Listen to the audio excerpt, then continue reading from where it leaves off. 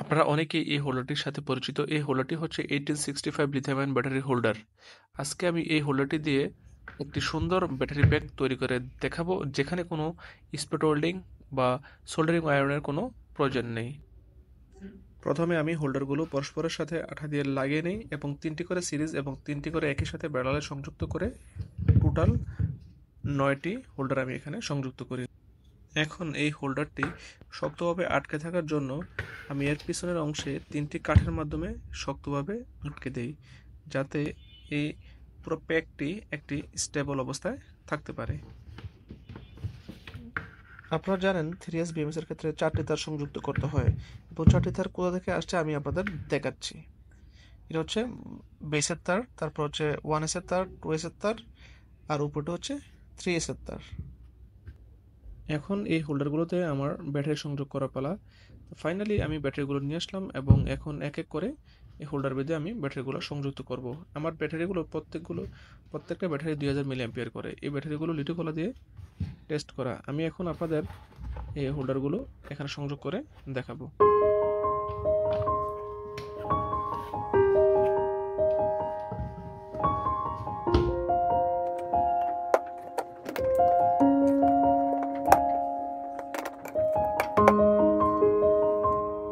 এভাবে সংযোগ করাকে বলা হয় সিরিজের সংযোগ। আমি যখন সিরিজের সংযোগ করলাম তখন আমার টোটাল বোল্ট হবে 12 বোল্ট, কারণ প্রত্যেকটা ব্যাটারি 4 বোল্ট করে, কিন্তু প্রত্যেকটা ব্যাটারি 2 এম্পিয়ার হওয়াতে আমার এই এখন প্যাকটির অবস্থা হচ্ছে 12 বোল্ট 2 এম্পিয়ার।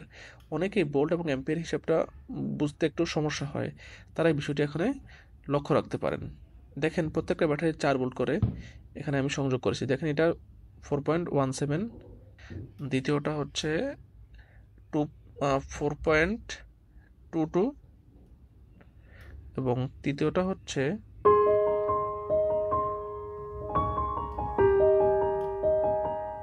4. এখন আমি মোট বোল্টটি পরিমাপ করে দেখব। এখন আমাদের বোল্টটা হচ্ছে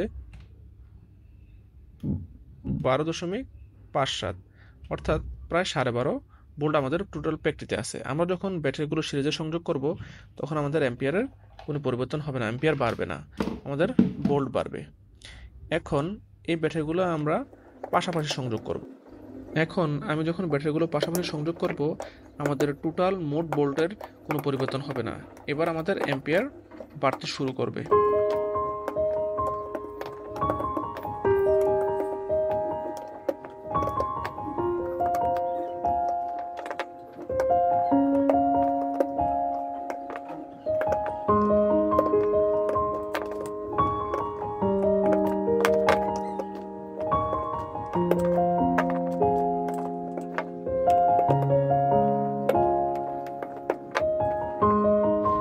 হোল্ডারে ব্যাটারিগুলো বসানোর পরে আমরা এখন এর ভোল্টেজ পরিমাপ করা শুরু করব। আমরা দেখব নিচের সারিতে এখন ভোল্ট কত, 4.07, দ্বিতীয়টাতে হচ্ছে 4.17 এবং তৃতীয়টাতে 4.19।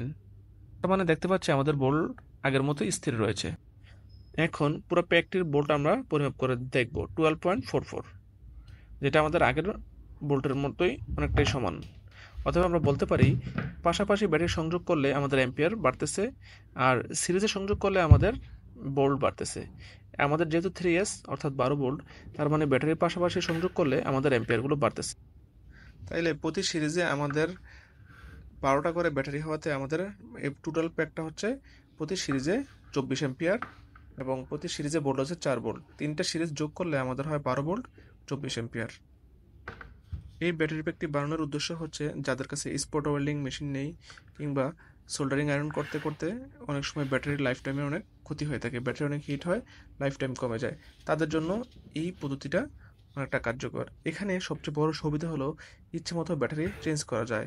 যখন কোনো মনে হবে কোনো ব্যাটারি হিট হয়ে যাচ্ছে বা কোনো ব্যাটারি চেঞ্জ করার প্রয়োজন, বা অনায়াসে এগুলো পরিবর্তন করা যায়।